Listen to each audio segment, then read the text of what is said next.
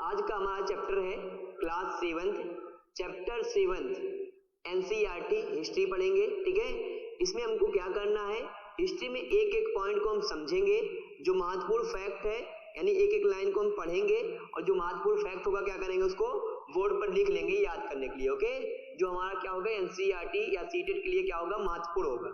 ठीक है, तो सबसे पहले इस चैप्टर में क्या क्या पढ़ना है उसको हम बोर्ड पर लिख लेते हैं। देखिए इसमें हमको क्या पढ़ना है इस चैप्टर में, इस चैप्टर में हमको पढ़ना है पहले इंट्रोडक्शन पढ़ेंगे, क्षेत्रीय संस्कृतियों का निर्माण कैसे हुआ। उसके बाद क्या पढ़ना है, चेर और मलयालम भाषा का विकास। ठीक है, चेर आपका किस क्षेत्र में विकसित हुए थे, चेर राजा केरल, है ना। चेर और मलयालम भाषा का विकास पढ़ेंगे।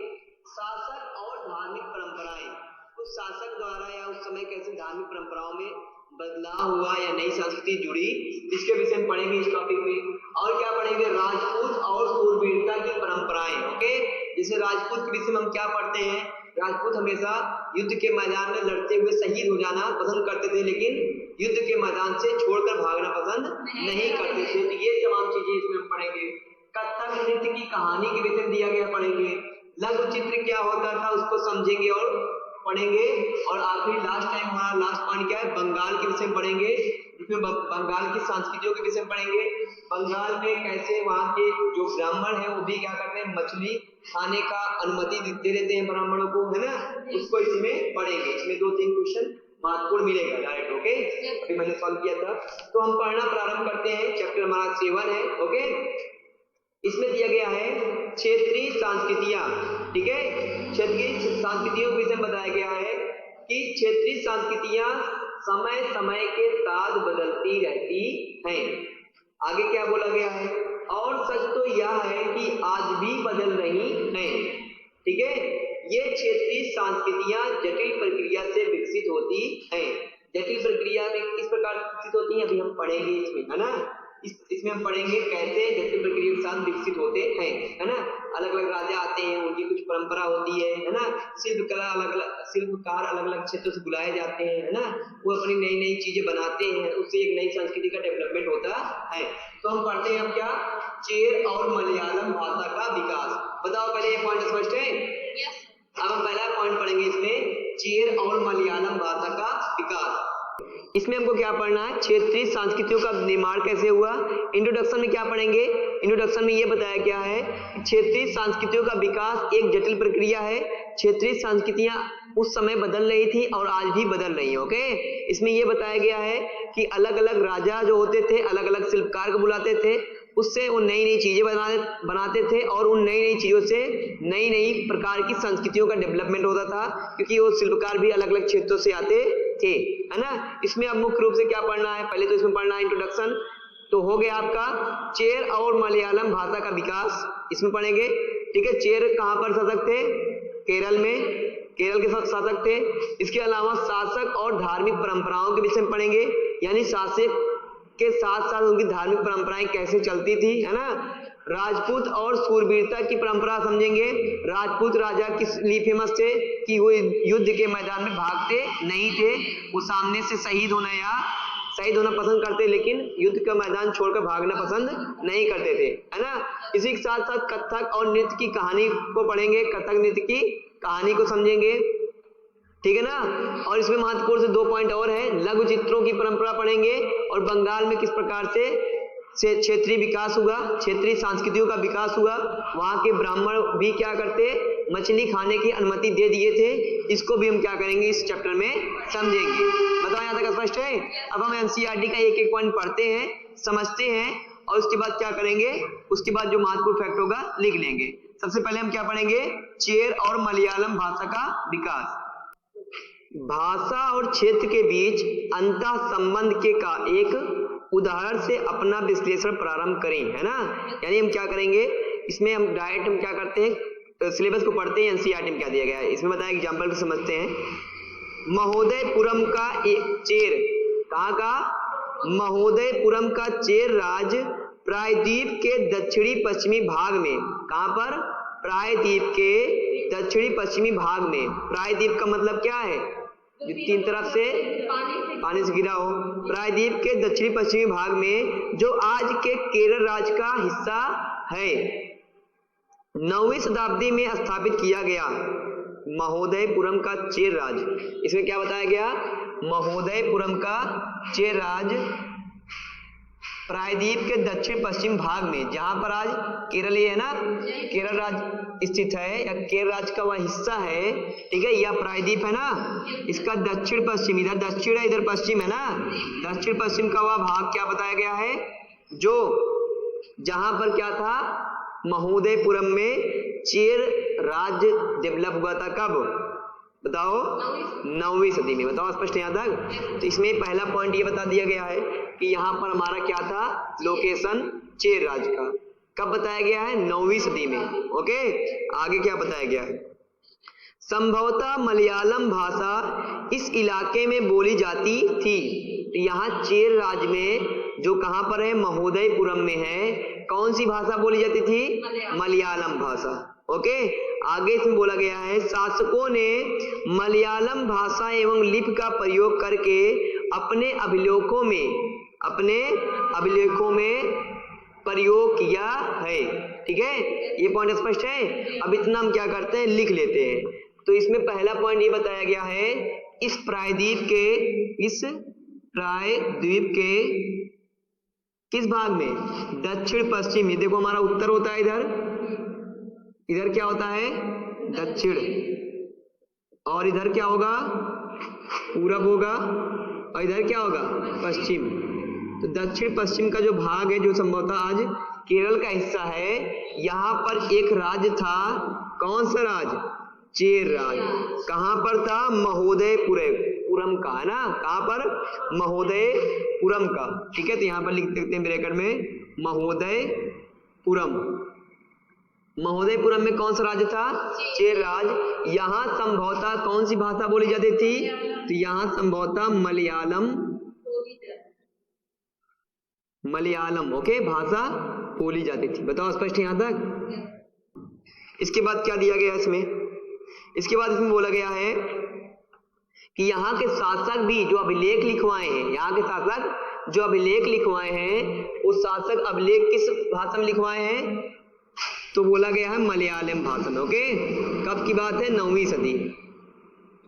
9वीं सदी में, है ना? चेर राज्य में महोदयपुरम में मलयालम भाषा में क्या लिखा गया है? अभिलेख, है ना? वहां के शासकों द्वारा लिखवाया गया है। ये मैं नहीं लिख रहा हूं आप, लेकिन अंडरस्टैंड रखेंगे। ओके, मलयालम भाषा बोलते थे, तो मलयालम भाषा में अभिलेख लिखा गया है शासकों के द्वारा। ओके, आगे क्या बोला गया इसमें? वस्तुतः इस भाषा का प्रयोग उपमहाद्वीप के सरकारी अभिलेखों में किसी क्षेत्रीय भाषा का प्रयोग के सबसे पहले उदाहरणों में से एक है। यानी क्षेत्रीय भाषा था क्या? मलयालम। तो मलयालम जो क्षेत्रीय भाषा था, तो पहली बार इसमें कब बताया गया है? पहली बार किसी शासक ने क्या किया? क्षेत्रीय भाषा को, कौन सी भाषा को? क्षेत्रीय भाषा को क्या करा? क्षेत्रीय भाषा में अभिलेख लिखवाया। क्षेत्रीय भाषा में क्या किया? अभिलेख लिखा है ना? क्षेत्रीय भाषा में अभिलेख लिखा। स्पष्ट है? क्षेत्रीय भाषा इनकी क्या थी? मलयालम। शासकों द्वारा क्या लिखवाया गया? अभिलेख लिखवाया गया। पहली बार ऐसा था। ओके, साथ साथ चेर लोगों ने संस्कृत की परंपराओं से भी बहुत कुछ ग्रहण किया। चेर राजाओं के विषय हमने समझा यही कि मलयालम भाषा इनका क्षेत्रीय भाषा था ना, इसी में इन्होंने क्या लिखा? अभिलेख लिखवाया। लेकिन संस्कृत भाषाओं से, यानी संस्कृत परंपराओं से भी बहुत कुछ ग्रहण किया। स्टेटमेंट आएगा, चेर राजाओं ने संस्कृत परंपराओं से भी क्या करा? बहुत कुछ सीखा। तो क्या सही होगा? सही होगा। ओके, स्पष्ट है? इसमें हम चाहे ऐड कर सकते हैं, साथ ही संस्कृत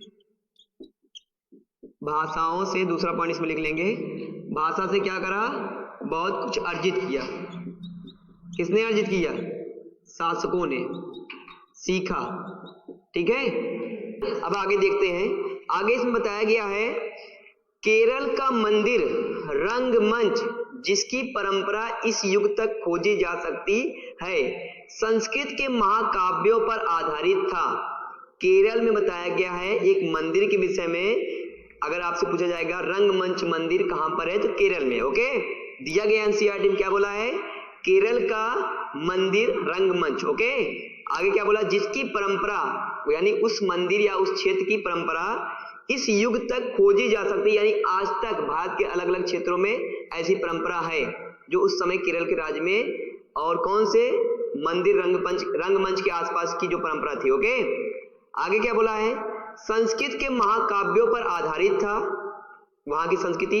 आगे बोला गया है मलयालम भाषा की पहली साहित्यिक कृतियां जो लगभग 12वीं शताब्दी को बताई जाती हैं। मलयालम भाषा की पहली साहित्यिक कृतियां कब बताई जाती हैं, 12वीं सदी में, ठीक है ना। तो 12वीं सदी में मलयालम भाषा में कृतियां लिखी गई। ओके, तो मलयालम भाषा में कृतियां कब लिखी गई, 12वीं सदी में बताया गया है। ओके, मलयालम भाषा में, ठीक है, जो एनसीईआरटी जैसे मलयालम भाषा दे दिया गया ना, और कृतियां कब लिखी गई, 12वीं सदी में। तो 12वीं सदी हमारा क्या है, इंपॉर्टेंट है। 12वीं सदी में क्या हुआ, मलयालम भाषा में सबसे पहले कृतियां लिखी गई। प्रत्यक्ष रूप से संस्कृत की रूढ़ी है, प्रत्यक्ष रूप से किसकी रूढ़ी है, संस्कृत, यानी संस्कृत की चीजें इसमें अर्जित थी, यानी केवल मलयालम भाषा में नहीं थी। इसमें अब हमने पढ़ा क्या, चेर राजाओं के या चेर शासकों में संस्कृत का भी अध्ययन किया है ना, संस्कृत से भी कुछ सीखा। स्पष्ट है। आगे क्या है, आगे इसमें बताया गया है 14वीं शताब्दी का एक ग्रंथ लीला तिलकम, इंपॉर्टेंट है। लीला तिलकम ग्रंथ क्या है, इंपॉर्टेंट है, अभी मैं सॉल्व कर रहा था, अभी क्या मिला था, लीला तिलकम। ओके, तो लीला तिलकम 14वीं शताब्दी का एक ग्रंथ है। 14वीं शताब्दी का ग्रंथ कौन सा है, लीला तिलकम, जिसके विषय में आगे पढ़ लेंगे, जो व्याकरण तथा काव्य शास्त्र विषयक है।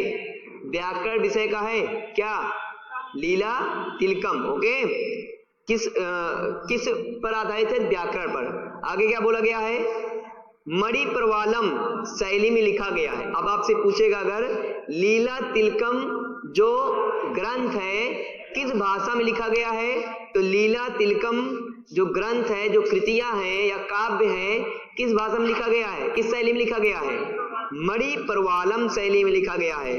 मणिप्रवालम का शाब्दिक अर्थ होता है हीरा और मूंगा। क्या होता है, हीरा और मूंगा, जो यहाँ दो भाषाओं संस्कृत तथा क्षेत्रीय भाषा के साथ साथ प्रयोग की ओर संकेत करता है। स्पष्ट है।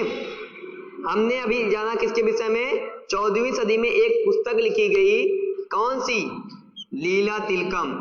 14वीं सदी में एक पुस्तक कौन सी लिखी गई, लीला तिलकम एक पुस्तक लिखी गई, कब, 14वीं सदी में। ओके, ये लीला तिलकम जो पुस्तक लिखी गई, इसमें 2-3 महत्वपूर्ण फैक्ट है। पहला, इसकी शैली कौन सी थी, ठीक है, मणिप्रवालम क्या है, शैली।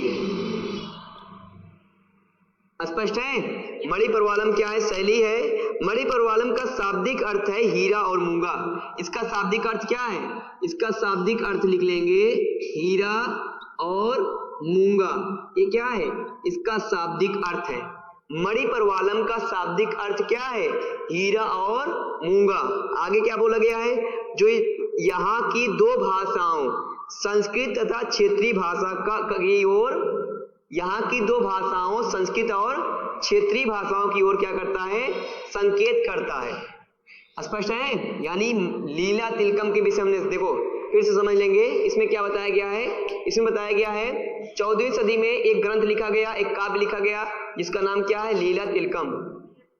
किसके विषय में, तो केरल के चेर राजवंशों के विषय में। ओके, आगे इसमें बताया गया है मणिप्रवालम शैली में लिखा गया। किस शैली में लिखा गया, मणिप्रवालम शैली में लिखा गया।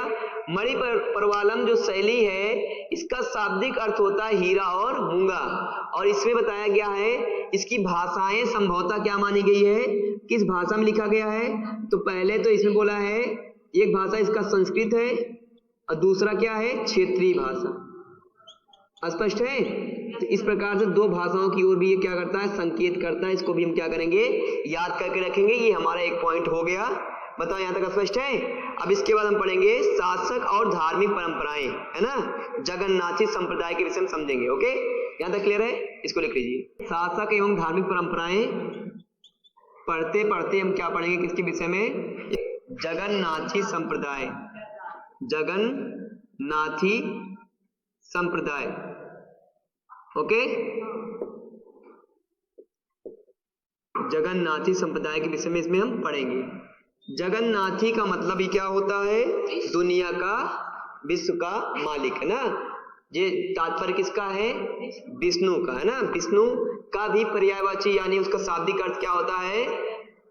दुनिया का मालिक, ओके, या जगन्नाथ, ओके, स्पष्ट है। अब हम पढ़ते हैं इसमें जो दिया गया एनसीईआरटी में, उसके बाद जो महत्वपूर्ण फैक्ट होगा क्या करेंगे? छाप लेंगे यानी लिख लेंगे, ओके, स्पष्ट है। चलिए हम शुरू करते हैं। अन्य क्षेत्रों में क्षेत्रीय संस्कृतियां क्षेत्रीय धार्मिक परंपराओं से विकसित हुई। क्षेत्रीय, अब देखो इसमें बताया गया क्षेत्रीय संस्कृतियां क्षेत्रीय धार्मिक परंपराओं से विकसित हुई। क्षेत्रीय धार्मिक परंपराओं से क्या विकसित हुई? क्षेत्रीय संस्कृतियां, ओके, ये पॉइंट याद रखेंगे। क्षेत्रीय संस्कृतियां कहां से डेवलप हुई? क्षेत्रीय धार्मिक परंपराओं से। जैसे मुगल लोग जब आए, उनकी धार्मिक परंपरा जो रही होगी ना, उस धार्मिक परंपरा से क्या हुआ? एक सांस्कृतिक प्रभाव उसका पड़ा, है ना। तो सांस्कृतिक मतलब डेवलपमेंट हुआ, ठीक है। आगे क्या इसमें बताया गया है? इस प्रक्रिया का सर्वोत्तम उदाहरण है पुरी। पुरी जो उड़ीसा में है ना, पुरी उड़ीसा में जगन्नाथ संप्रदाय, है ना। जगन्नाथ जिसका शाब्दिक अर्थ है दुनिया का मालिक, जो विष्णु का पर्यायवाची है। ये जो पॉइंट बताता हूँ इसी से बुक से बताता हूँ, है ना। ये इसमें दिया गया है एनसीईआरटी में। जगन्नाथ ही संप्रदाय का क्या मतलब है? दुनिया का मालिक, स्पष्ट है। आज तक जगन्नाथ की काष्ठ प्रतिमा स्थानीय जनजाति लोगों द्वारा बनाई जाती हैं। जगन्नाथ की प्रतिमा आज तक बनाई जाती हैं, जिससे यह तात्पर्य निकलता है कि जगन्नाथ मूलतः एक स्थानीय देवता थे। जगन्नाथ मूलतः क्या माना गया है? एक स्थानीय देवता थे, जिन्हें आगे चलकर विष्णु का रूप मान लिया गया, है ना। जगन्नाथ को किसका रूप मान लिया गया? विष्णु का रूप। जगन्नाथ क्या एक स्थानीय देवता थे? सही है ना। अब इसको हम यहाँ पर लिख लेंगे। इसमें जो अभी तक हमने क्या करा, पढ़ा, उसको क्या करेंगे? लिख लेंगे। तो इसमें पहला पॉइंट हम क्या लिखेंगे? जो सांस्कृतिक क्षेत्रीय संस्कृतियों का डेवलपमेंट हुआ है ना, वो कहां से हुआ है? जिसमें बताया गया है क्षेत्रीय धार्मिक परंपराओं से, ओके। पहला पॉइंट लिखेंगे क्षेत्रीय धार्मिक परंपराओं से, या परंपरा से क्या क्या डेवलपमेंट हुआ? क्षेत्रीय संस्कृतियां। बताओ ये पॉइंट क्लियर है? इसके बाद इसमें बताया गया है जगन्नाथ के विषय में। पुरी में उड़ीसा, पुरी उड़ीसा में जगन्नाथ संप्रदाय जो आज तक जगन्नाथ की काष्ठ प्रतिमा स्थानीय जनजाति लोगों द्वारा बनाई जाती है। तो ये पॉइंट ये हमको याद रखना है कि जगन्नाथ संप्रदाय के विषय में क्या बताया गया है? एक मंदिर कहां पर है? पुरी उड़ीसा में। इसको पहले लिख लेंगे, है ना। पुरी उड़ीसा में एक मंदिर है, जिसे किस मंदिर के नाम से जानते हैं? Jagannath temple, okay. तो यहां पर लिख लेंगे जगन्नाथ मंदिर कहां पर है? पुरी उड़ीसा में है। ये पॉइंट स्पष्ट रखेंगे। आपको ये पता है जगन्नाथ का मतलब क्या होता है? इसका क्या तात्पर्य होता है? जगन्नाथ का मतलब विश्व का मालिक, दुनिया का मालिक, जो किसका पर्यायवाची है? जो विष्णु का पर्यायवाची है। और बाद में चलकर जगन्नाथ कौन थे? एक स्थानीय देवता थे, है ना। और स्थानीय देवता थे, इन्हें क्या माना गया? विष्णु का अवतार। इन्हें क्या माना गया? विष्णु का अवतार। बताओ स्पष्ट है? इन्हें विष्णु का अवतार मान लिया गया। यहाँ तक की चीजें क्लियर है। और यहाँ इनकी प्रतिमाएं काष्ठ प्रतिमा से बनाई, यानी काष्ठ प्रतिमा से बनाई जाती थी। किसकी? जगन्नाथ की, जो स्थानीय देवता थे। 12वीं शताब्दी में गंग वंश के एक अत्यंत प्रतापी राजा अनंत वर्मन ने पुरी में पुरुषोत्तम जगन्नाथ के लिए एक मंदिर बनाने का निश्चय किया। अब हम इसमें महत्वपूर्ण पॉइंट हमने क्या पढ़ा कि जो जगन्नाथ टेम्पल है, कहां पर लिखा? यहाँ पर जगन्नाथ मंदिर है। इसको किसने बनवाया? इसको बनवाया गंग वंश के एक प्रतापी शासक अनंत वर्मन ने, है ना। तो इसको हम जगन्नाथ मंदिर के विषय में महत्वपूर्ण रूप से हम लिख लेंगे। इसको किसने बनवाया, इसको हम यहाँ पर लिखते हैं गंग वंश के शासक। किस वंश के, गंग वंश के शासक का नाम क्या है, अनंत वर्मन, ठीक है। इसका एक प्रतापी शासक कौन था, अनंत वर्मन, ठीक है। अनंत वर्मन ने क्या करा, ये मंदिर बनवाया। किसने, कौन सी मंदिर, जगन्नाथ मंदिर। कहां पर, पुरी में। पुरी कहां पर, उड़ीसा में। स्पष्ट है। इसके बाद क्या बताया गया है, बनाने का निश्चय किया, ओके। उसके बाद 1230 में राजा अनंग भीम तृतीय ने, किसने, अनंग भीम तृतीय ने अपना राज पुरुषोत्तम जगन्नाथ को अर्पित कर दिया। अपना राज्य ही किसको अर्पित कर दिया, पुरुषोत्तम जगन्नाथ को, यानी उस मंदिर में या उस मंदिर को पूरा अपना राज्य क्या कर दिया, अर्पित कर दिया, समर्पित कर दिया। किसने, अनंग भीम तृतीय ने, है ना। इन्होंने क्या करा, मंदिर बनाने का निश्चय किया, है ना। एक प्रतापी राजा ये थे। साथ ही साथ इसमें क्या बताया गया, दूसरा पॉइंट, इन्होंने क्या करा, कौन है इनका नाम, अनंग भीम तृतीय, ओके। अनंग भीम तृतीय ने क्या करा, अपना सारा राज्य किसको दे दिया, सारा राज्य समर्पित कर दिया, किसको, पुरुषोत्तम जगन्नाथ को, है ना। तो यहाँ पर समर्पित कर दिया। यहाँ तक बताओ, स्पष्ट हो रहा है। हमने इसमें पढ़ा जगन्नाथ मंदिर के विषय में। गंग वंश के एक प्रतापी शासक अनंत वर्मन ने जगन्नाथ मंदिर बनाने का निश्चय किया। कहाँ पर, पुरी उड़ीसा में, ओके। उसके बाद एक और शासक आते हैं, अनंग भीम तृतीय, जो अपना सारा राज्य किसको समर्पित कर देते हैं, जगन्नाथ मंदिर को, ओके। बताओ यहाँ तक चीजें स्पष्ट है। इसके बाद क्या बताया गया है, हम पढ़ते हैं। और ये बातें कब है, कब समर्पित करते हैं, 1230 में। बताया गया कब, 1230 में। जो डेट दिया गया क्या हो गया, वो इंपॉर्टेंट हो गया। 1230 में क्या करा, दान दे दिया अपनी पूरा राज्य। किसने, अनंग भीम तृतीय ने। बताया यहाँ तक क्लियर है। और आगे बोला, और स्वयं को जगन्नाथ का प्रतिनियुक्त घोषित कर दिया। अपना मतलब स्वयं को नियुक्ति, उनका प्रतिनियुक्त घोषित कर दिया अपने आप को, है ना। किसने, अनंग भीम तृतीय ने, ओके।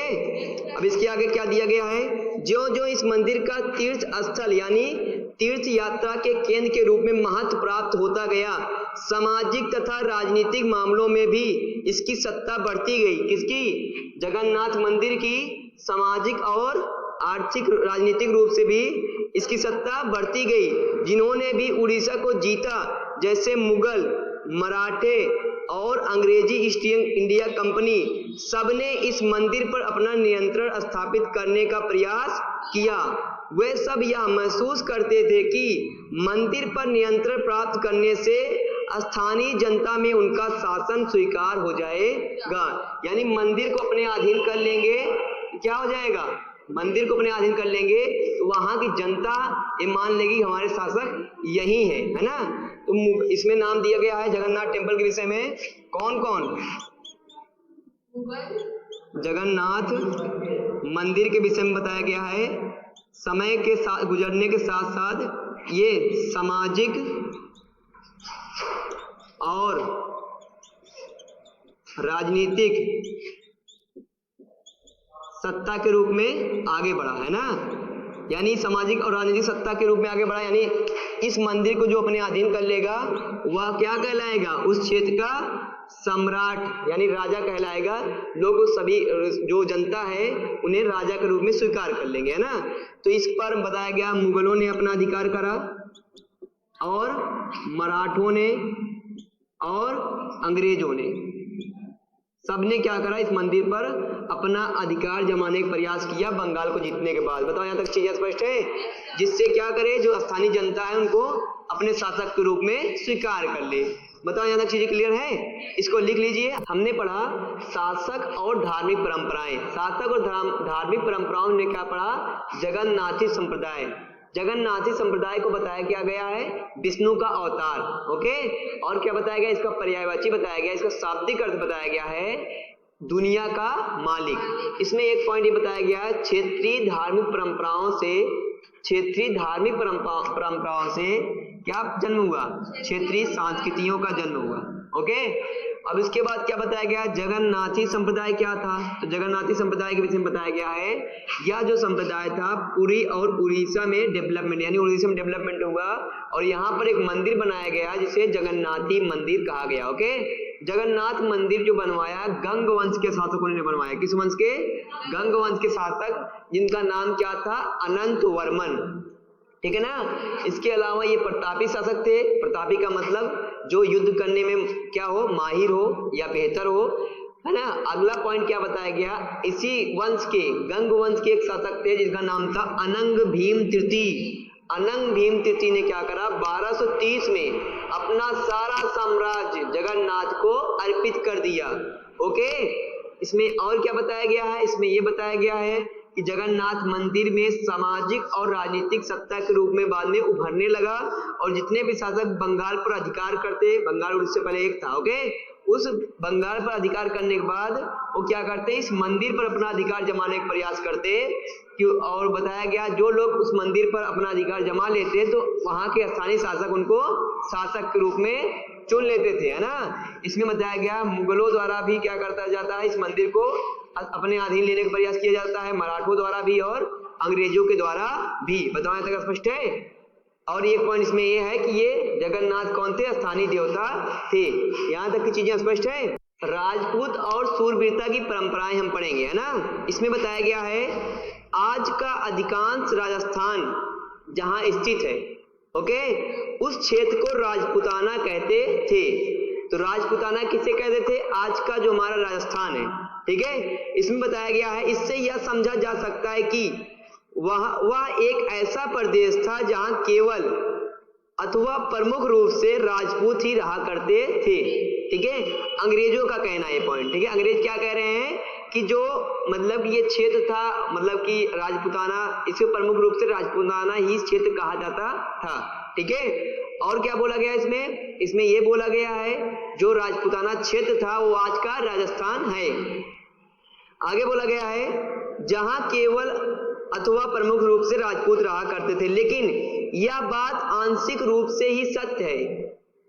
ऐसे अनेक समूह थे वहां पर, मतलब जो राजस्थान है वहां पर ऐसे अनेक समूह थे और आज भी हैं जो उत्तरी तथा मध्यवर्ती भारत के अनेक क्षेत्रों में अपने आप को राजपूत कहते हैं। यह भी सच है कि राजस्थान में राजपूतों के अलावा अन्य लोग भी रहते थे, है ना।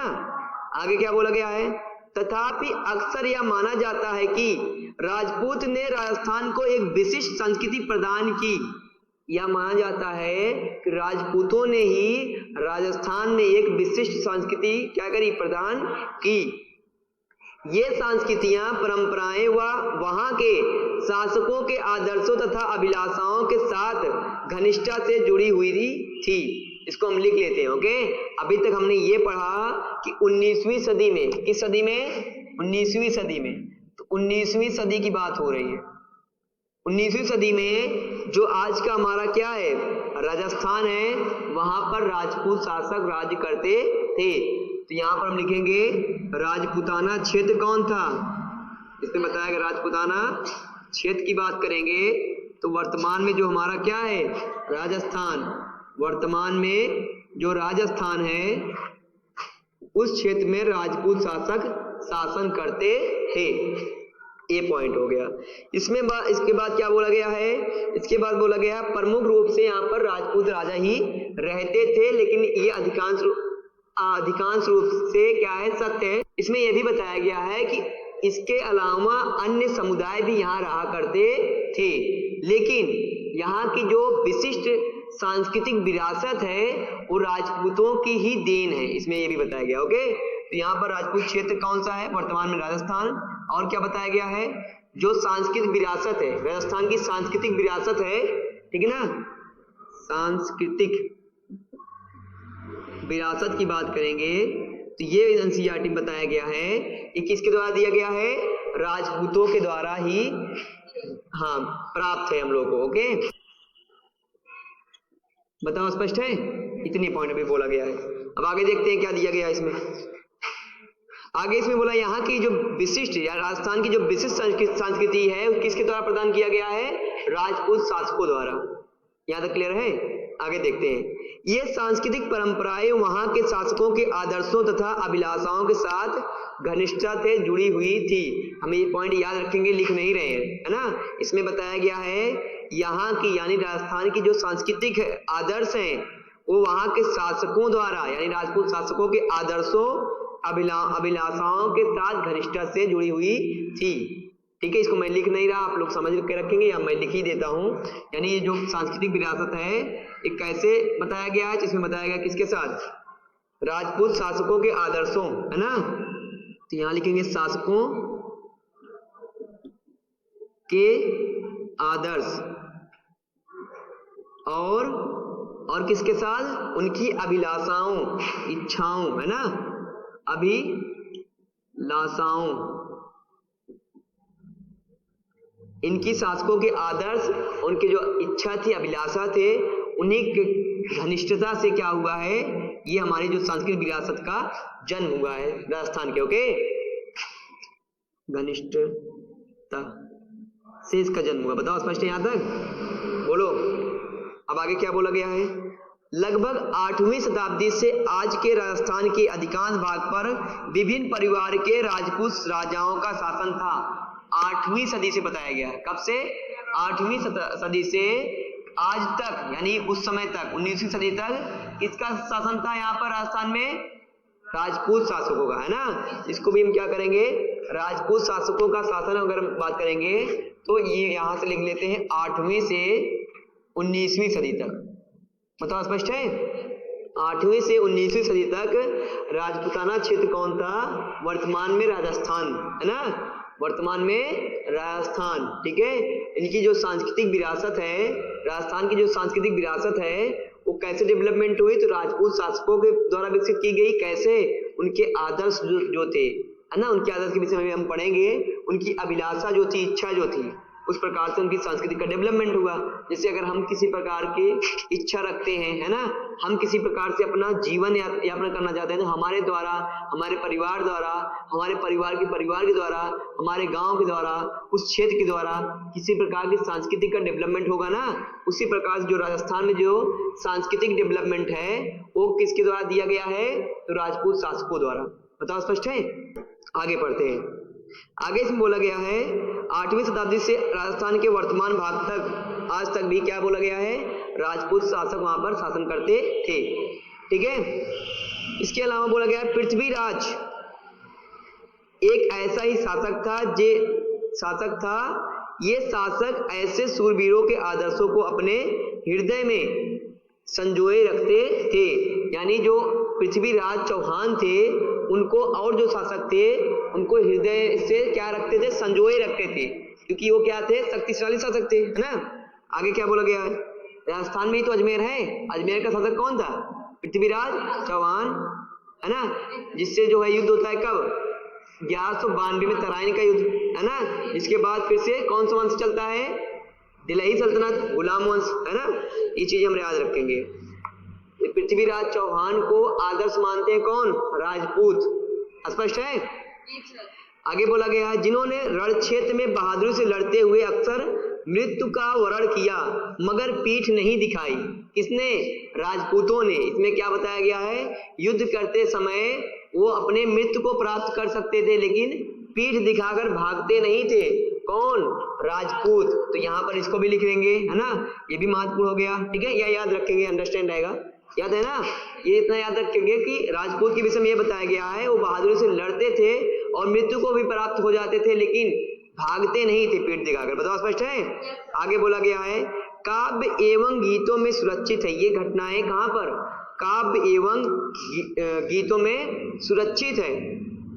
ठीक है, ये विशेष रूप से प्रशिक्षित चारण भाटों द्वारा गाई जाती थी।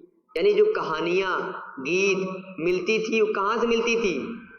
चारण भाटों, है ना, कोई समुदाय है, चारण भाटों द्वारा ये गीत यानी जो जानकारी हमको मिल रही है वो सोर्स क्या है? चारण भाटों। चारण भाटों द्वारा क्या होता था? गाया जाता था क्या? बोलो, गीत। कौन सा गीत? सूरवीरों की कहानी।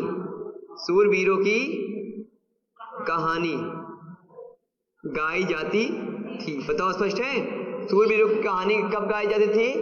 तो कौन गाता था? तो चारण और भाटों, ये बताया गया है, कोई समुदाय था। ओके, यहां तक स्पष्ट है?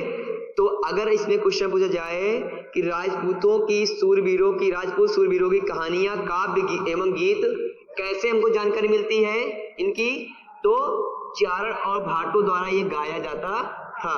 ठीक है, सूरवीरों या राजपूतों की कहानियों की जानकारी वहां से हमको मिलती है। स्पष्ट है?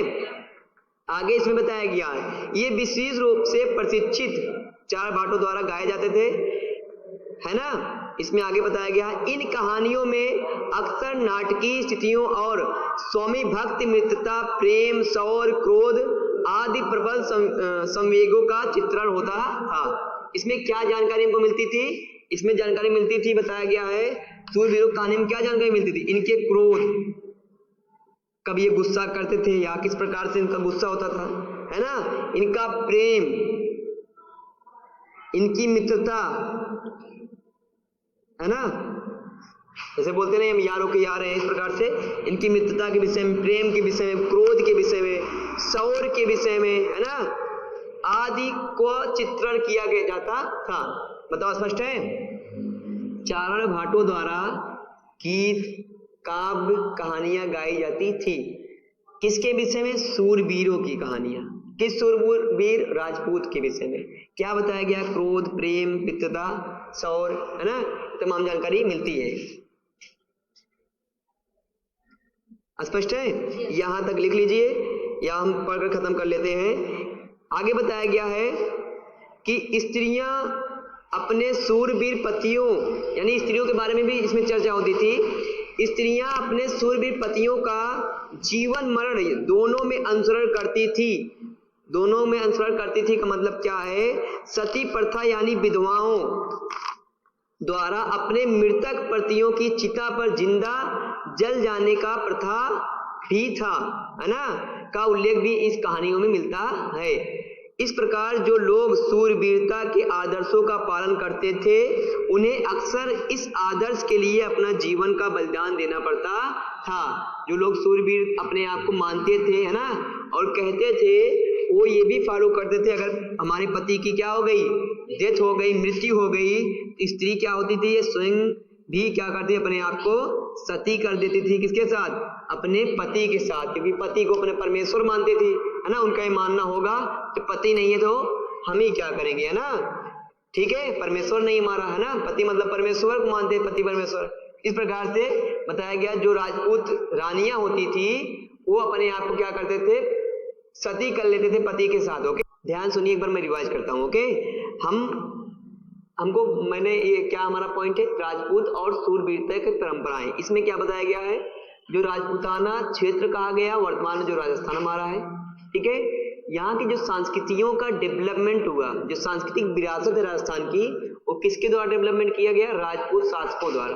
किस प्रकार से विकसित होगा? तो मैंने बताया उनके आदर्श जो थे, उसकी परंपरा जो थी, है ना, और उनकी जो इच्छाएं थी, अभिलाषा थी, वो उनका घनिष्ठ संबंध था। उन्हीं से क्या हुआ? एक संस्कृति का डेवलपमेंट हुआ। ओके, जो आज में कहाँ पर है? राजस्थान में। ठीक है, और इनके बारे में ये जो है सूरवीर बोला गया है ना, तो इनके बीच में जानकारी हमको कहाँ से मिलती है? तो चारण भाटों द्वारा गीत गाया जाता था, कहानी बोली जाती थी, है ना, और वो कहानी में इनके क्रोध, प्रेम, मित्रता, शौर्य और स्त्री किस प्रकार से अपने आप को सती करती थी कि ये मानती हुई कि हमारे पति को परमेश्वर जब नहीं रहेंगे तो हम ही क्या करेंगे, जीवित रहकर। इस प्रकार से बताओ, यहाँ तक स्पष्ट है?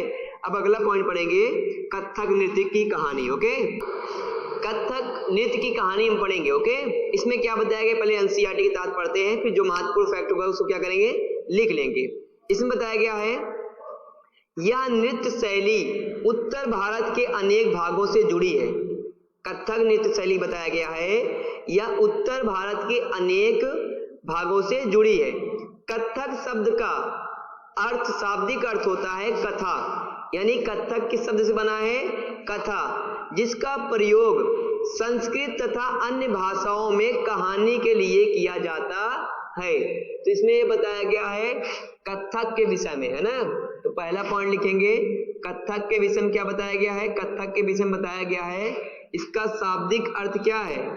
शाब्दिक अर्थ क्या इसका बताया गया है, कथक का कथा। कथा को संस्कृत और अन्य भाषाओं में क्या बोला जाता है, संस्कृत और अन्य भाषाओं में बोला जाता है कहानी। कहानी जो शब्द है वो क्या है, संस्कृत या अन्य भाषाओं में से कहानी बोला जाता है। कथा को संस्कृत भाषा यानी कहानी को संस्कृत भाषा में कथा कहा जाता है, ऐसा बोला गया। ओके, यहाँ लिखेंगे संस्कृत भाषा। ठीक है, देखो मैं फिर से बताता हूँ। कथक जिसका शाब्दिक अर्थ है कथा, यानी कथा शब्द से कथक बना है। ओके, कथक जो शब्द है उसे संस्कृत भाषा में जो कथक है इसे मतलब हिंदी भाषा में कहानी के रूप में जाना जाता है। ओके, और एक पॉइंट इसमें बोला गया है, कथक जो नृत्य है इसका प्रयोग उत्तरी भारत के क्षेत्रों में किया जाता है। ओके, अब कथक नृत्य है, आपको पता है नृत्य। ओके, नृत्य का मतलब डांस। ओके, आगे हम बात करते हैं अन्य भाषाओं की कहानी में या संस्कृत में इसे कहानी कहा जाता है। ओके, कथक मूल रूप से उत्तर भारत के मंदिरों में कथा यानी कहानी सुनाने वालों की एक जाति थी। कथक क्या थी, एक जाति थी, इसमें बताया गया है। ठीक है, स्टेटमेंट मिलेगा तो याद रहेगा। इसमें क्या बोला गया है, कथक मूल रूप से उत्तर भारत के मंदिरों में कथा यानी कहानी सुनाने वाली एक जाति थी। ओके, तो कथक क्या थी, एक जाति थी जो उत्तर भारत में क्या सुनानी थी, कहानी। ठीक है, कहानी सुनाने वाली जाति थी। कहानी सुनाने वाली जाति को जो उत्तर भारत में थी, मंदिरों में कहानी सुनाती थी, है ना, तो उसे क्या बोला गया, उसे बोला गया कथक। स्पष्ट है। आगे क्या बोला गया, आगे इसमें बताया गया है कथाकार अपने हाव भाव तथा संगीत से अपने कथा वाचन को अलंकृत किया करते थे। 15वीं तथा 16वीं शताब्दी में भक्ति आंदोलन के प्रसार के साथ कथक विशिष्ट नृत्य शैली का रूप धारण करने लगा। ठीक है, 15वीं और 16वीं सदी में जो कथा भी कहानी के रूप में सुनाई जाती थी, ये बोला गया है कि अपने हाव भाव से क्या बनने लगा, ये नए कहानी के रूप में डेवलपमेंट होने लगा। हाँ, नए रूप में डेवलपमेंट होने लगा इसका। आगे क्या बोला गया, विशिष्ट नृत्य शैली के रूप में धारण कर लिया। यानी यही जो कहानी सुनाई जाती थी धीरे धीरे 15वीं और 16वीं सदी में, कब 15वीं और 16वीं सदी में ये नृत्य शैली के रूप में डेवलपमेंट हो गया। इसका नृत्य शैली के रूप में किसका डेवलपमेंट हो गया, कथा का। कथा भी चल रहा है ना, यानी जो अभी वर्तमान में कथक हो गया। स्पष्ट है। कथा मतलब इसका क्या शाब्दिक अर्थ है, कहानी, है ना। कहानी सुनाने वाली एक जाति थी, एक मूल रूप से एक समूह था जो मंदिरों में, कहां पर, मंदिरों में क्या करती थी, तो मंदिरों में ये लोग क्या करते थे, कहानी सुनाते थे। ओके, मंदिरों में। ठीक है ना। आगे क्या बोला गया है, आगे इसमें एनसीईआरटी में बोला गया है राधा कृष्ण के पौराणिक आख्यान, आख्यान का मतलब कहानियां, राधा कृष्ण के पौराणिक कहानियां लोक नाट्य के रूप में प्रस्तुत किए जाते थे। लोक नाट्य के रूप में प्रस्तुत किए जाने लगा क्या, कहानियां। पहले क्या था, कथा सुनाई जाती थी, फिर उसे लोक नाट्य के रूप में यानी एक नाटक करके, एक एक्टिंग करके उसे दिखाया जाने लगा राधा और कृष्ण की कहानी। स्पष्ट है। पहले कैसा था, पहले केवल कथा सुनाई जाती थी, फिर उसे करके दिखाया जाने लगा, यानी लोक नाट्य करने लगे, है ना। आगे क्या बोला गया, जिन्हें रास लीला कहा जाता था, रास लीला का प्रारंभ हो गया। ठीक है, तो रास लीला यहाँ पर लिखेंगे। रास लीला से क्या तात्पर्य है, रास लीला, तो रास लीला बताया गया है जो कथा पहले मुंह से सुनाई जाती थी, है ना, जो कहानी पहले जुबान से सुनाई जाती थी, अब वो लोक नाट्य के रूप में डेवलपमेंट हुआ। किसके रूप में, लोक नाट्य के रूप में। ठीक है, लोक नाट्य के रूप में क्या हुआ, के रूप में विकास। ठीक है, ये क्या, किसका विकास हो रहा है, ये विकास हो रहा है कथा का। किसका विकास हो रहा है, कथा का। पहले जुबान सुनाई जाती थी, अब लोक नाट्य यानी प्रदर्शित करके, है ना। किसके विषय में, राधा और कृष्ण दिया गया, श्री कृष्ण में लिख देता हूं, है ना, राधा और श्री कृष्ण। बताओ स्पष्ट है। तो ये पॉइंट हो गया, राधा और श्री कृष्ण की जो कहानी थी पहले कथा के रूप में था, इसमें बताया गया, फिर क्या हो गया, फिर इसमें लोक नाट्य के रूप में डेवलपमेंट होने लगा, जिसे क्या कहा गया, रास लीला। जिसे क्या कहा गया, रास लीला कहा गया। स्पष्ट है। आगे देखते हैं, आगे बोला गया है रासलीला में लोक नृत्य के साथ कथक कथाकार के मूल हाव भाव भी जुड़े होते थे। रासलीला के साथ लोक नृत्य भी आ गया। लोक नृत्य के साथ कथक कथाकार के मूल हाव भाव भी जुड़े होते थे। मुगल बादशाहों, अब आगे देखेंगे, मुगल बादशाहों और उनके अभिजातों के शासन काल में, अभिजात मतलब उनके घराने, उनके परिवार, ओके। मुगल बादशाहों और उनके अभिजातों के शासन काल में कथक नृत्य राज दरबार में प्रस्तुत किया जाता था। यानी वो लोग अपने राज दरबार में कथक नृत्य कराते थे, जो लोग नृत्य करने वाले थे, ओके। आगे बोला गया जहां इस नृत्य ने अपने वर्तमान अभिलक्षण अर्जित किए, यानी अब उसको डांस के रूप में प्रदर्शित हो गया। अभी ये क्या था, ये धार्मिक चीजें थी, एक कथा था, यानी मंदिरों में पहले कथा सुनाई जाती थी, फिर उसको कुछ हाव भाव करके दिखाया जाने लगा। फिर श्री कृष्ण की विषय में बताया गया, क्या, राधा और श्री कृष्ण के विषय में लोक नाट्य किए जाने लगा, जिसे रासलीला कहा गया, है ना। फिर अभी ये इसके बाद क्या हुआ, जब मुगल शासक आ गए तो इसको क्या प्रोग्राम स्टार्ट कर दिए, नृत्य के रूप में डेवलपमेंट हो गया। बताओ यहाँ तक स्पष्ट है। तो यहाँ मुगल बादशाहों और उनके अभिजात, ठीक है। यहाँ पर अगला पॉइंट लिखेंगे, मुगल बादशाहों ने क्या करा, मुगल बादशाहों उनके अभिजातों ने क्या करा, अपने दरबार में इसे लोक नृत्य के रूप में डेवलपमेंट कराया, प्रस्तुत किया, ओके। लोक नृत्य के रूप में, कहां पर, दरबार में, ठीक है। अब ये डांस के रूप में डेवलपमेंट हो गया, क्या, लोक नृत्य के रूप में, कथक, ठीक है ना। आगे बोला गया है वह एक विशिष्ट नृत्य शैली के रूप में विकसित हो गया। आगे चलकर यह दो परंपराओं अर्थात घरानों में फला फूला। दो परंपरा, एक परंपरा क्या बोला है, घरानों का मतलब क्या है, घरानों का मतलब जो, मतलब कि इनका मुगल बादशाह के क्षेत्र में मतलब रहते थे, यानी उनका जो परिवार, साम्राज्य, इस प्रकार से आगे पढ़ेंगे, चीजें क्लियर हो जाएगी। उनके घरानों में फूला फला राजस्थान, जयपुर के राज दरबारों में और लखनऊ में। कहां पर, राजस्थान ब्रैकेट में क्या बताया गया, जयपुर में, राजस्थान पर कहां पर, जयपुर में। दूसरा बताया गया राज दरबारों में, लखनऊ में, कहां में, लखनऊ में। अवध के अंतिम शासक वाजिद अली शाह के संरक्षण में एक प्रमुख कला के रूप में उभरा। कहां कहां बताया गया है, उनके दो परंपराओं के रूप में विकसित हुआ। एक तो बताया गया क्या, राजस्थान जयपुर के राज दरबारों में, और अवध के अंतिम नवाब यानी लखनऊ में बताया गया वाजिद अली शाह, ओके। यहाँ पर क्या हुआ, प्रमुख कला के रूप में उभरा। स्पष्ट है। आगे इसमें क्या बताया गया है, 1850 से 1875 के दौरान यह नृत्य शैली के रूप में इन दो क्षेत्रों में ही नहीं बल्कि आज के पंजाब, हरियाणा, जम्मू और कश्मीर, बिहार तथा मध्य प्रदेश के निकटवर्ती इलाकों में भी पक्के तौर पर संस्थापित हो गया। इसकी प्रस्तुति में क्लिष्ट तथा द्रुत पद संचालन, उत्तम वेशभूषा तथा कहानियों के प्रस्तुतिकरण एवं अभिनय पर जोर दिया जाने लगा। यानी जो लोग प्रदर्शित करते थे अपने आप को नृत्य के रूप में, उनको उनका वेशभूषा भी बेहतर हो गया, यानी वो अच्छे रूप में क्या करने लगे, नृत्य करने लगे, अच्छे वेशभूषा में नृत्य करने लगे, ओके। आगे क्या बोला गया है, अनेक अन्य सांस्कृतिक गतिविधियों की तरह कथक को भी 19वीं तथा 20वीं शताब्दियों में अधिकांश ब्रिटिश शासकों ने नापसंद किया। ठीक है, इसमें क्या बोला गया है, कथक जो संस्कृति थी एक नृत्य के रूप में डेवलपमेंट हो गया, इसको क्या कर रहे थे, ब्रिटिश नापसंद कर रहे थे।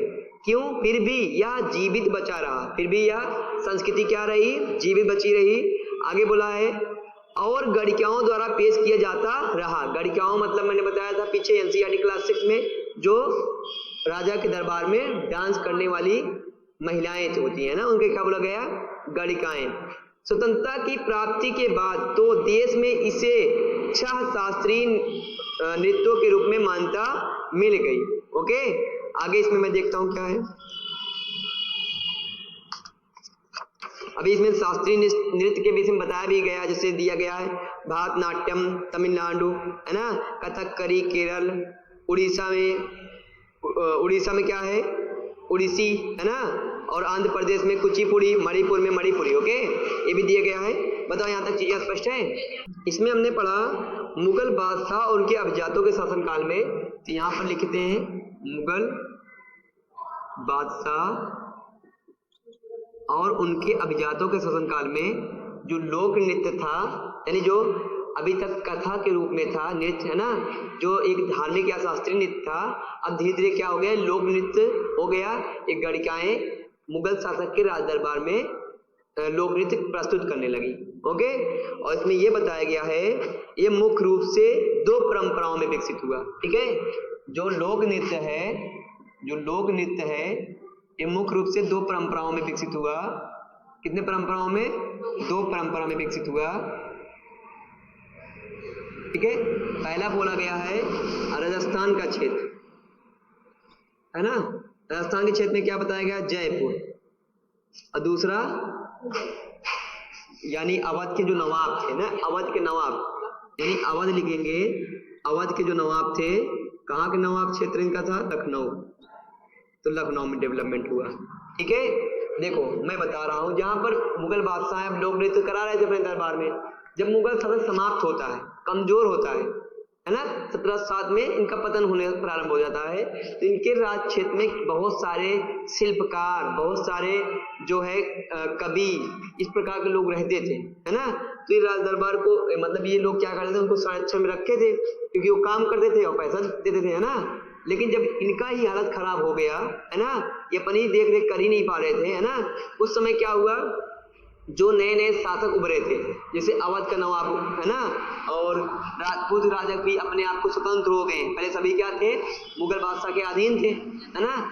उस समय इन्होंने क्या करा, क्योंकि ये समझने लगे कि ये जो यहाँ पर लोग हैं, समस्या हो रही, जो शिल्पकार है, तो ये लोग अपने क्षेत्र में इनको बुलाया, जो शिल्पकार थे, जो कवि थे, जो नृत्यकार थे, जो नृत्य करने वाले थे, अपने क्षेत्रों में बुलाकर अपने यहाँ काम करवाया। इसलिए लखनऊ डेवलप हुआ, नवाबों को शहर के रूप में जाना जाता है। और ये लोग भी जो राजपूत शासक थे, उन्होंने कहाँ बुलाया, जयपुर में बुलाया, है ना। जयपुर में हवा महल है ना, जल महल है, तमाम जो स्ट्रक्चर डेवलपमेंट हुआ है ना, वहाँ एक संस्कृति डेवलपमेंट हुई, डांस, है ना, बोलो। और अवध का इसमें आखिरी नवाब भी बताया गया है, अंतिम नवाब क्या है बोला है, वाजिद अली शाह। ओके, वाजिद अली शाह क्या है, अवध के आखिरी नवाब है, अंतिम नवाब।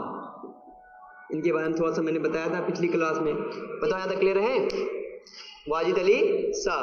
ठीक है, ये 2 रूप में जो लोक नृत्य है डेवलपमेंट हुआ, मुख्य रूप से ये बताया गया है। और इसमें बताया गया आगे चलकर जो इनके लोक नृत्य करने वाले लोग थे, उन अपने वेशभूषा में परिवर्तन लाकर और बेहतर तरीके से अपना लोक नृत्य प्रस्तुत करने लगे। ओके, प्रस्तुतिकरण एवं अभिनय पर जोर दिया जाने लगा। ठीक है, मुख्य रूप से ये पॉइंट हुआ। इसके अलावा बताया गया है 19वीं सदी में जो ब्रिटिश थे, 19वीं सदी में ब्रिटिश क्या करें, इन जो लोक नृत्य था, जो आपका क्या बताया गया इसमें, कथक नृत्य था, इस पर ध्यान नहीं दिया, यानी इसको महत्व नहीं दिया। ओके, लेकिन फिर भी बताया गया ये लोक नृत्य जो है आज तक क्या रहा, चलता रहा, है ना। ये लोक नृत्य आज भी समाप्त नहीं हुआ, ये बताया गया। बताओ स्पष्ट है, इतनी पॉइंट मुख्य रूप से अभी तक बताया गया है। और इसमें शास्त्रीय नृत्य के बारे में भी बताया गया है, जो मुख्य रूप से दिया गया है, इसको हम पढ़ लेते हैं। ठीक है, यहाँ तक चीजें क्लियर है। इसमें बताया गया शास्त्रीय नृत्य, जिस कला रूप को शास्त्रीय माना जाए, इस प्रश्न का उत्तर देना अक्सर बहुत कठिन होता है ना। किसे शास्त्रीय माना जाए, जैसे लोक नृत्य है, ऐसा शास्त्रीय नृत्य है, तो इसमें बोला गया है जो शास्त्रीय माना जाए उसे बोलेंगे शास्त्रीय नृत्य। ठीक है ना, तो इसमें ये भी बताया गया है, इस प्रश्न का उत्तर देना अक्सर बहुत कठिन होता है।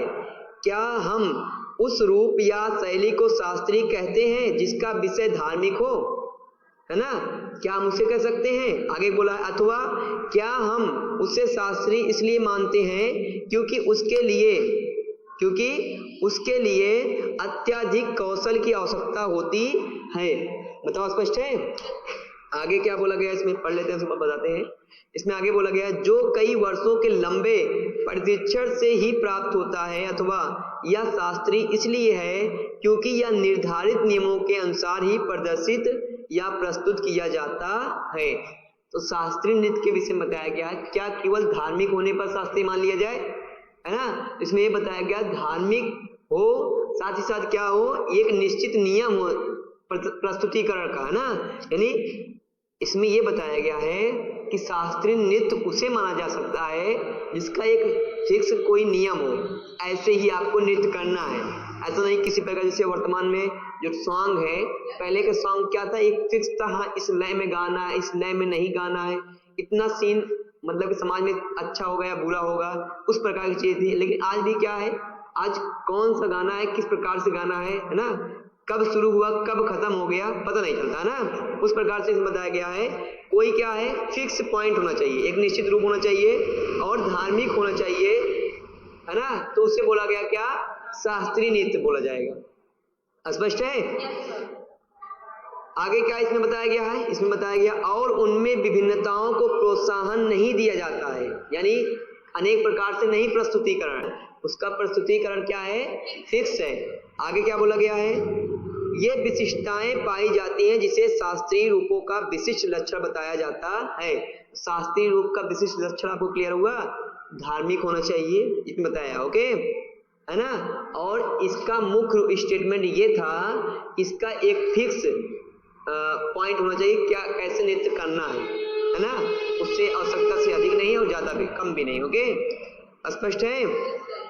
यद्यपि शास्त्रीय विश्लेषण का प्रयोग उन कला रूपों की श्रेष्ठता का सूचक हो सकता है, फिर भी हम हमेशा शब्दशः सही नहीं होता। फिर से पढ़ता हूं, यद्यपि शास्त्रीय विश्लेषण का प्रयोग उन कला रूपों की श्रेष्ठता का सूचक हो सकता है, फिर भी यह हमेशा शब्दशः सही नहीं होता। यानी बताया गया शास्त्रीय बहुत बेहतर हो सकता है लेकिन हमेशा यह शब्दशः सही नहीं होता, ठीक है? अन्य नृत्य रूप जिन्हें इस समय शास्त्रीय माना जाता है निम्नलिखित है। शास्त्रीय नृत्य के विषय में एग्जाम्पल भी दिया गया, ओके? तो पहले हम आगे ये लोक नृत्य के विषय में मैंने पढ़ लिया, अब यहाँ पर थोड़ा सा हम पढ़ लेते हैं शास्त्रीय नृत्य। शास्त्रीय नृत्य के विषय में बताया गया है, पहला पॉइंट इसमें ये लिखेंगे, इसमें ये बताया गया है निर्धारित नियमों के अनुसार प्रस्तुतिकरण किया जाए तो उसे क्या बोला जाएगा, शास्त्रीय नृत्य, ओके? साथ ही साथ क्या बताया गया, क्या किया जाए, प्रस्तुतिकरण किया जाएगा तो इसे बोलेंगे शास्त्रीय नृत्य। और साथ ही साथ धार्मिक भी हो सकता है, और क्या हो सकता है, और एक क्या होना चाहिए, बेहतर कौशल होना चाहिए ना, बेहतर कौशल भी होना चाहिए। बताओ इस प्रकार से क्या बोला जाएगा, शास्त्रीय नृत्य के रूप में देखा जाएगा। बताओ स्पष्ट है यहाँ तक? एनसीईआरटी में जो हमको दिया गया उसको हम क्या करेंगे, याद रखेंगे। आगे बोला गया है शास्त्रीय नृत्य के कुछ एग्जाम्पल दिया गया है, यहाँ लिखते हैं एग्जाम्पल, ठीक है? पहला दिया गया है भरतनाट्यम। पहला क्या है, भरतनाट्यम। बताओ भरतनाट्यम किस क्षेत्र का शास्त्रीय नृत्य है? तो इसमें बताया गया है तमिलनाडु, है ना, तमिलनाडु का। कथकली, ओके, कथकली कहाँ का है, केरल का। जो आपको दिया गया एनसीईआरटी में उसको क्या करेंगे, याद करेंगे। कथकली कहाँ का है, केरल का शास्त्रीय नृत्य है। दूसरा, तीसरा हो गया, मतलब दूसरा हो गया, तीसरा पॉइंट क्या है, तीसरा है ओडिसी। ओडिसी कहाँ का शास्त्रीय नृत्य है, उड़ीसा, ओके? उसके बाद कुचिपुड़ी, चौथा कहाँ दिया गया है, कुचिपुड़ी। कुचिपुड़ी कहाँ का शास्त्रीय नृत्य है, आंध्र प्रदेश।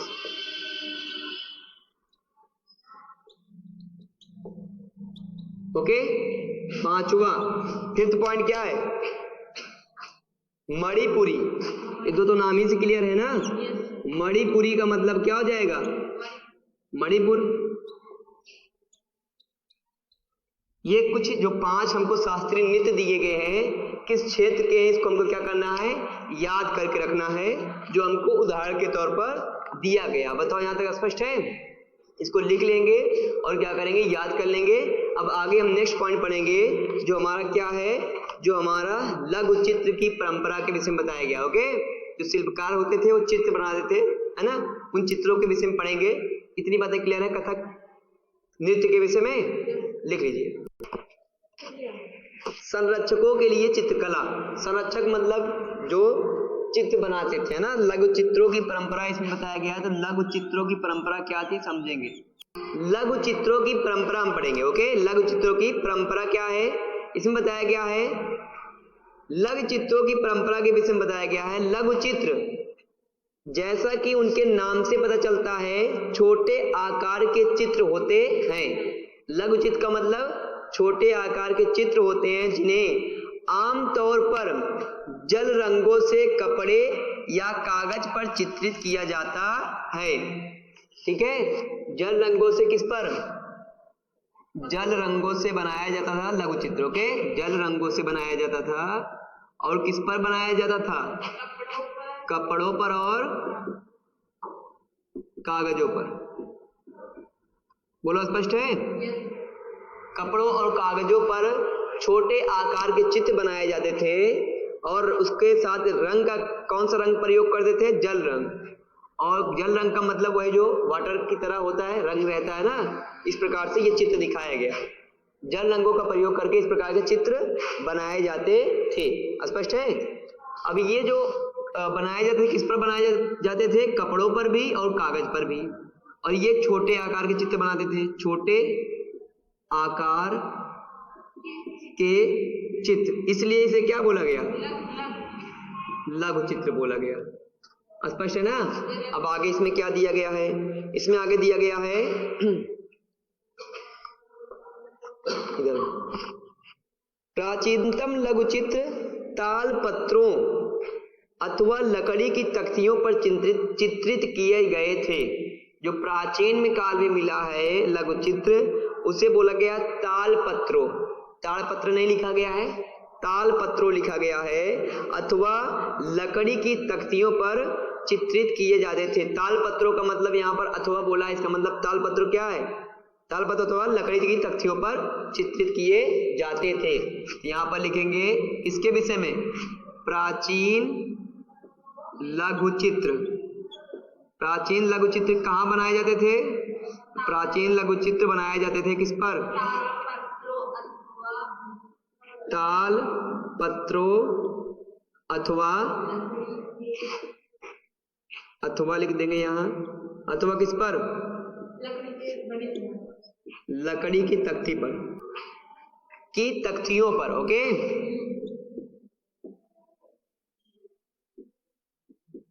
लकड़ी के तख्तियों पर प्राचीन लघु चित्र बनाए जाते थे। प्राचीन लघु चित्र कहाँ बनाए जाते थे, तो ताल पत्रों पर, ताल पत्रों पर या लकड़ी की तख्तियों पर। बताओ स्पष्ट है? इसमें आगे बताया गया है, इनमें से सर्वाधिक सुंदर चित्र जो पश्चिम भारत में पाए गए जैन ग्रंथों को संचित्र बनाने के लिए प्रयोग किए गए थे। यानी जितने भी लघु चित्र मिले हैं, सबसे अधिक सुंदर, ठीक है, सबसे अधिक सुंदर, सबसे सुंदर जो लघु चित्र मिला है, कहाँ पर मिला है, जैन ग्रंथों में बनाए गए हैं ना, जैन ग्रंथों में बनाए गए सबसे सुंदर या सर्वाधिक सुंदर चित्र कहाँ मिले हैं, पश्चिम भारत में। किस भारत में, पश्चिम भारत में और जैन ग्रंथों में। ओके, जैन ग्रंथों में और पश्चिम भारत में। किस भारत में, पश्चिम भारत में। ठीक है, पश्चिम भारत में जो जैन ग्रंथों की रचना हुई है ना, वहां पर जो सुंदर चित्र बनाए गए, यानी जो चित्र लघु चित्र बनाए गए, वो सर्वाधिक सुंदर चित्र थे, है ना। आगे क्या बोला गया है, आगे इसमें बताया गया है, मुगल बादशाह जहांगीर और शाहजहां ने अत्यंत कुशल चित्रकारों को संरक्षण प्रदान किया था। मुगल बादशाह अकबर ने, जहांगीर ने, शाहजहां ने अत्यंत कुशल चित्रकारों को संरक्षण प्रदान किया था।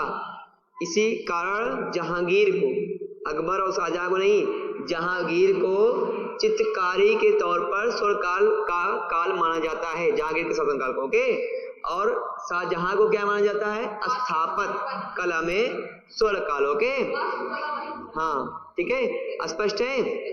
आगे पढ़ते हैं। आगे इसमें बताया गया है जो प्राथमिक रूप से इतिहास और काव्यों की पांडुलिपियां चित्रित करते थे, ये पांडुलिपियां आमतौर पर चटक रंगों में चित्रित की जाती थी, यानी गहरे रंगों में। ओके, आगे क्या बोला है? और उनमें दरबार के दृश्य, लड़ाई और तथा शिकार के दृश्य और सामाजिक जीवन के अन्य पहलू चित्रित किए जाते थे। मुगल शासन काल में भी लघु चित्र का प्रयोग किया गया है। ये हमने प्राचीन काल के विषय में पढ़ा। अब यहाँ पर दूसरा पॉइंट क्या पढ़ रहे हैं? मुगल शासन काल में भी। ओके, मुगल शासन काल में भी लघु चित्र का प्रयोग किया गया है। मुख्य रूप से क्या बताया गया है? अकबर और जहांगीर और शाहजहां ने कुशल चित्रकार रखे थे, ऐसा अक्षर दिए थे। ओके, जहांगीर और शाहजहां, है ना। इसके साथ साथ इसमें ये भी बताया गया है कि जो चित्र लघु चित्र बनता था, है ना, मुगल शासन में जो लघु चित्र बनता था वो किस पर बनता था? तो ये लघु चित्र बनता था, बताया गया है, राजा के द्वारा शिकार किया जा रहा हो, है ना, राजा के द्वारा युद्ध किया जा रहा हो, है ना, ठीक है, और अन्य सामाजिक पहलू को भी दिखाया जाता था ना। लड़ाई इसमें लिखा गया है, यानी युद्ध, शिकार, राजाओं के द्वारा शिकार करना और अन्य सामाजिक पहलू को भी इस लघु चित्र में दिखाया जाता था। अन्य सामाजिक पहलू को भी क्या किया जाता था? इस चित्र में दिखाया जाता था। ठीक है, अन्य सामाजिक पहलू को भी लघु चित्र में दर्शाया गया था। बताओ, स्पष्ट है? आगे पढ़ते हैं। आगे क्या दिया गया है? आगे इसमें बोला गया है अक्सर उपहार के तौर पर भी इन चित्रों का आदान प्रदान किया जाता था और ये कुछ गिने चुने लोगों, बादशाह और उनके घनिष्ठ जनों द्वारा ही देखे जा सकते थे। यानी जो लघु चित्र बनाए जाते थे वो हर व्यक्ति नहीं देख सकता था। जो राजा का मित्र हो, राजा का क्या हो, राजा का साथी हो, है ना, रिलेटिव हो, जो अच्छे पद पर हो, वही ये चित्र को देख सकता था, या आम जनता के लिए नहीं था। स्पष्ट है? तभी शायद सुरक्षित रही होगी, क्योंकि सुरक्षित रखा गया होगा तो बाद में हम लोग को सुरक्षित मिली होगी, है ना। आगे देखते हैं। आगे इसमें क्या बोला गया है? मुगल साम्राज्य के पतन के साथ अनेक चित्रकार मुगल दरबार छोड़कर नए उभरने वाले क्षेत्रीय राज्यों के दरबारों में चले गए, है ना। मुगल साम्राज्य जब पतन होने लगा तो यहाँ पर जो चित्रकार थे, है ना, जो शिल्पकार थे, वो जो नए शासक उभर रहे थे, जैसे अवध, है ना, जैसे नए जो राजपूत क्षेत्रों में जो स्वतंत्र घोषित कर लिया अपने आप को ना, तो हाँ पंजाब, और यहाँ पर देखेंगे दक्षिण भारत में क्या है, हैदराबाद, है ना, ये लोग के पास ये चित्रकार का क्या हो गए, चले गए, है ना। आगे क्या बोला गया इसमें? आगे इसमें बोला गया है मुगलों की कलात्मक रुचियों ने दक्षिण के क्षेत्रीय दरबारों और राजस्थान के राजपूती राज दरबारों को प्रभावित किया, है ना, लेकिन इसके साथ ही उन्होंने अपनी विशिष्ट विशेषताओं को सुरक्षित रखा और उनका भी विकास किया। बोला गया है जिससे मुगल के जो यहाँ पर चित्रकार थे, इनसे यानी ये लोग ने जो बनवाया उससे, और आसपास के जो राजा थे इससे बहुत प्रभावित हुए चित्रकारों से, है ना, और इनसे यानी इन लोगों से अपने क्षेत्र में भी कुछ चीजें करवाई, लेकिन अपनी संस्कृति बचाकर रखी। स्पष्ट है? जैसे हम पीछे पढ़ चुके हैं कि जो अहोम राजा था, है ना, हिंदू शासक एक था ना, जिन्होंने हिंदू धर्म का प्रचार प्रसार किया, लेकिन उन्होंने अपनी संस्कृति, अहोम जनजाति की संस्कृति बचाकर भी रखी थी। इसी प्रकार से यहाँ बताया गया। आगे देखते हैं। मुगल उदाहरणों का अनुसरण करते हुए शासकों तथा उनके दरबारों के दृश्य चित्रित किए जाने लगे। ध्यान सुनो, मुगल दरबारों का उदाहरण का अनुसरण करते हुए, जैसे मुगल मतलब चित्र बनवाते थे, वैसे बोला गया मुगल उदाहरणों का अनुसरण करते हुए, अनुसरण मतलब कॉपी, है ना, करते हुए शासकों तथा उनके दरबारों के दृश्य चित्रित किए जाने लगे। इनके साथ साथ मेवाड़, जोधपुर, बूंदी, कोटा और किशनगढ़ जैसे केंद्रों में पौराणिक कथाओं तथा काव्यों के विषयों का चित्रण बराबर जारी रहा। यानी ये जो पौराणिक कथाएं थी इसका चित्रण चल ही रहा था, साथ ही साथ इन शिल्पकारों के द्वारा और भी कार्य कराया गया, ठीक है ना, जैसे इनसे जो प्रभावित हुए थे। ठीक है, आगे इसमें जो महत्वपूर्ण पढ़ते हैं, ऐसा ही अन्य क्षेत्र था आधुनिक हिमाचल प्रदेश के इर्द गिर्द हिमालय की तलहटी का इलाका। ठीक है, ऐसा ही क्षेत्र जहां पर इस तमाम चीज डेवलपमेंट हुआ, आधुनिक हिमाचल प्रदेश के इर्द गिर्द यानी आसपास हिमालय की तलहटी का इलाका। 17वीं शताब्दी के बाद वाले वर्षों में इस क्षेत्र में लघु चित्रकला की एक साहसपूर्ण एवं भावप्रवण शैली का विकास हुआ। इसमें बताया गया है कि 17वीं शताब्दी में इस क्षेत्र में लघु चित्रकला की साहसपूर्ण और भावप्रवण शैली का विकास हो गया। ठीक है, जिसे बसोहली शैली कहा जाता है। ठीक है, हमने अभी पढ़ा कि 17वीं शताब्दी की बात हो रही है। कब की बात हो रही है? 17वीं शताब्दी। 17वीं शताब्दी या सदी लिख लेंगे। 17वीं सदी में क्या बात हो रहा है? इसमें बात किया जा रहा है लघु चित्रकला की एक साहसपूर्ण एवं भावप्रवण शैली का विकास हुआ। किस शैली का? भावप्रवण शैली का विकास हुआ। ओके, 17वीं सदी में यहां पर लिखेंगे किसकी? लघु चित्रकला की। लघु चित्रकला की शैली का डेवलपमेंट हुआ, जिसमें क्या बताया गया है? जिसमें बताया गया है साहसपूर्ण एवं भावप्रवण शैली। ओके, साहसपूर्ण एवं भावप्रवण शैली का क्या हुआ? शैली का विकास हुआ। बताओ, स्पष्ट है? 17वीं सदी में कहां पर ये क्षेत्र नहीं बताया गया इसमें। इस क्षेत्र में मतलब कौन से क्षेत्र में? हिमाचल प्रदेश के तलहटी हिमालय ना क्षेत्र में। ओके, हिमाचल प्रदेश के क्षेत्र में। यहाँ पर लिखेंगे क्या? हिमाचल प्रदेश। हिमाचल प्रदेश में और क्या बताया गया है? इसमें बताया गया 17वीं सदी में लघु चित्रकला की एक साहसपूर्ण और भावप्रवण शैली का विकास हुआ। ठीक है, इसमें आगे जो बताया गया है जिसे बसोहली शैली भी कहा जाता है। इसे कौन सी शैली के नाम जानते हैं? बसोहली शैली के नाम से जानते हैं हम ना, बसोहली शैली। बताओ, यहाँ तक क्लियर है?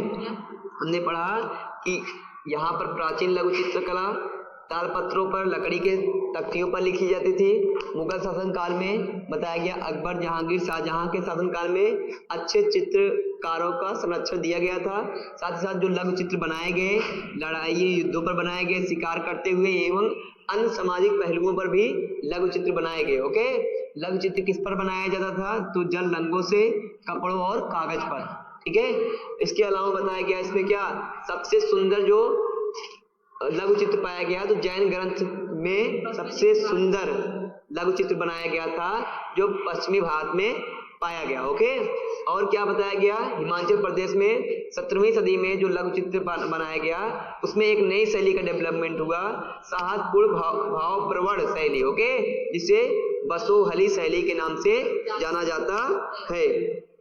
यहाँ जो सबसे लोकप्रिय पुस्तक चित्रित की गई वह थी मानुदत्त की रसमंजरी। किसकी? भानुदत्त की। ओके,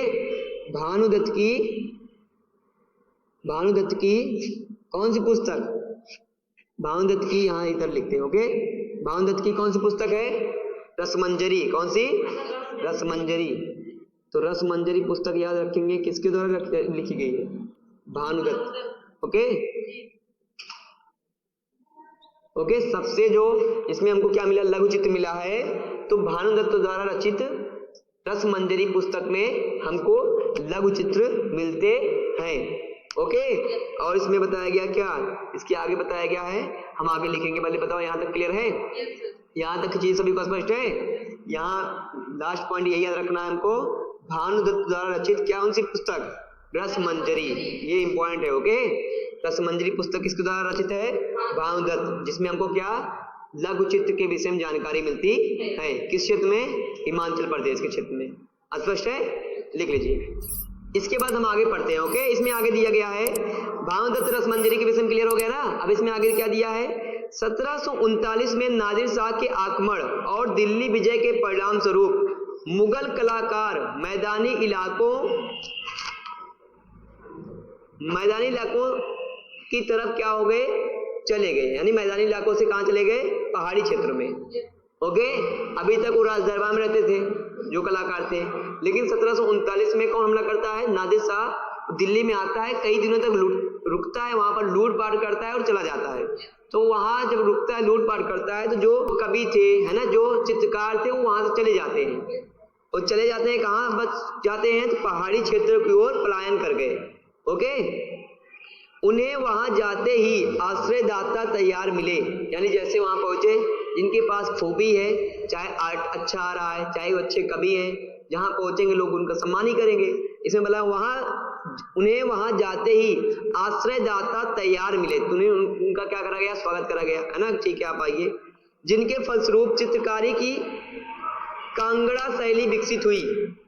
तो पहाड़ियों पर कौन शैली विकसित हुई, कांगड़ा शैली विकसित हुई। 18वीं शताब्दी के मध्य भाग तक कांगड़ा के कलाकारों ने एक नई शैली विकसित कर ली थी, जिसे लघु चित्रकारी में एक नई जान डाल दी।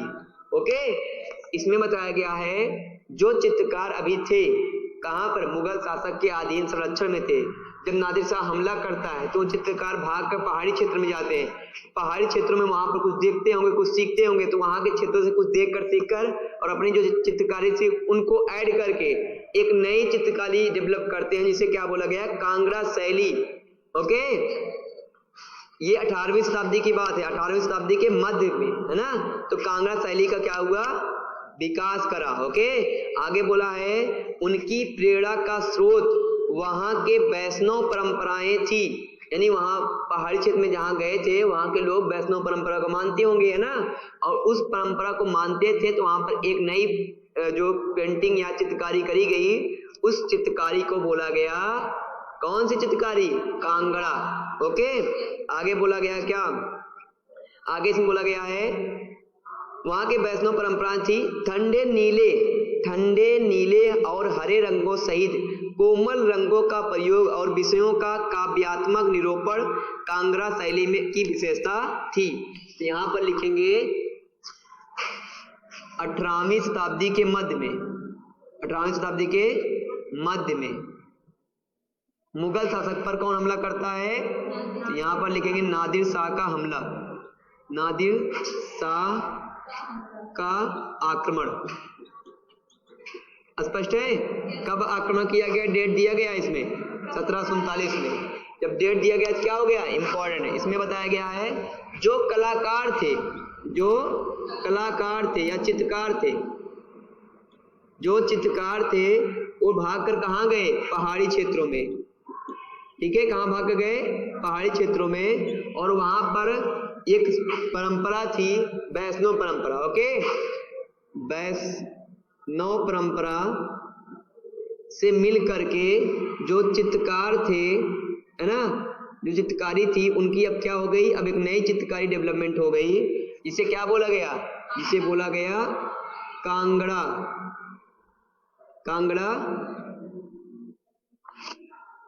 कांगड़ा है ना, कांगड़ा शैली या कांगड़ा लघु चित्रकारी। ओके, कांगड़ा लघु चित्रकारी शैली का डेवलपमेंट हुआ। बताओ, स्पष्ट है। इसमें आगे बताया गया है जो कांगड़ा शैली थी,